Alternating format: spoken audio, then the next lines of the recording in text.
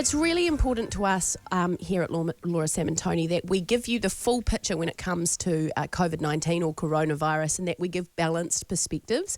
And so whilst there are some people that are feeling quite anxious about the whole thing, I did read a really, really good article. Nigel Latta, who always speaks such great sense, he's put up an article on his Facebook page saying the importance of not losing one's, I don't know if I can say SHIT on the radio, in stressful times. And it's really worth having a look at because it's a very balanced approach to what's going on. Nigel is on the phone. Good morning, Nigel. Good morning. I really enjoyed your article on Facebook. What prompted you to write it?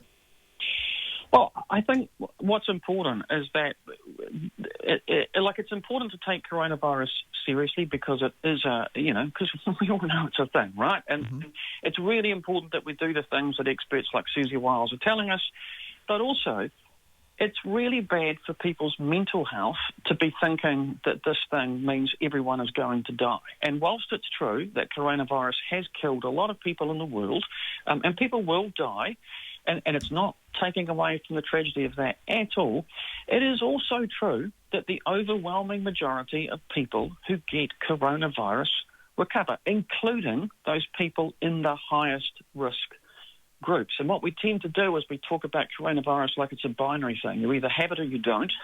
And if you do, then the worst thing is going to happen. And for most people in the world, what will happen is they will get coronavirus and recover. What's important, though, is that we do the stuff that the experts have been saying, which is kind of that whole flatten the curve, squash the curve stuff of if we take those really basic steps, then we can prevent the spread of coronavirus in the community, and that makes everybody better off because the health system won't be overwhelmed with people who actually really need the treatment. Are you happy with the way the government has dealt with this? I think our government has done an outstanding job of dealing with this. I think what they've done is they've taken measured, strategic decisions all the way along in what is a rapidly changing situation, and they're getting stuff right. Nigel, from a psychological perspective, what is being anxious and I guess overly panicked? How can that impact us? Well, one of the things that happens is as we're stressed, our immune system actually gets suppressed. So just from the point of view of actually looking after your immune system, it's good to practice some things that are going to make you less stressed. So you can still exercise, you can still go out for walks. You just need to not be around lots of other people. And one of the things I think that's important is, particularly for children, is restricting their access to the news because it doesn't help kids to see this stuff all the time. My kids are grown up now, but if they were little kids, I wouldn't be watching the news. One of the pieces of advice you give is to watch cat videos, basically balance the information that you put into your brain. But psychologically, there's a lot of us that like to revel in the news and the doom and gloom. And the drama, we do like it, don't we?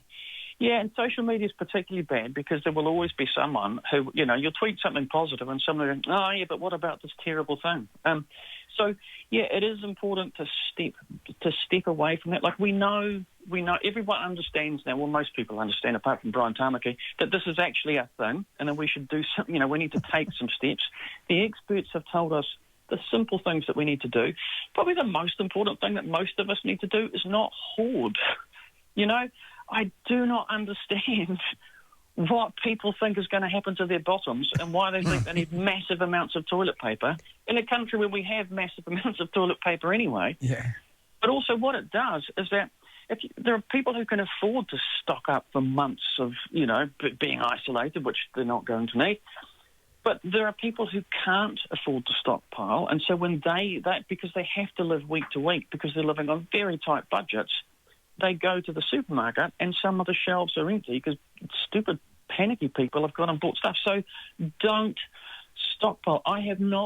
In our house, we have not stockpiled a single thing. I stockpiled a watermelon. That's the only thing I've stockpiled because they were on special. I don't know if that lasts that long, Nigel. I hate to break it to you.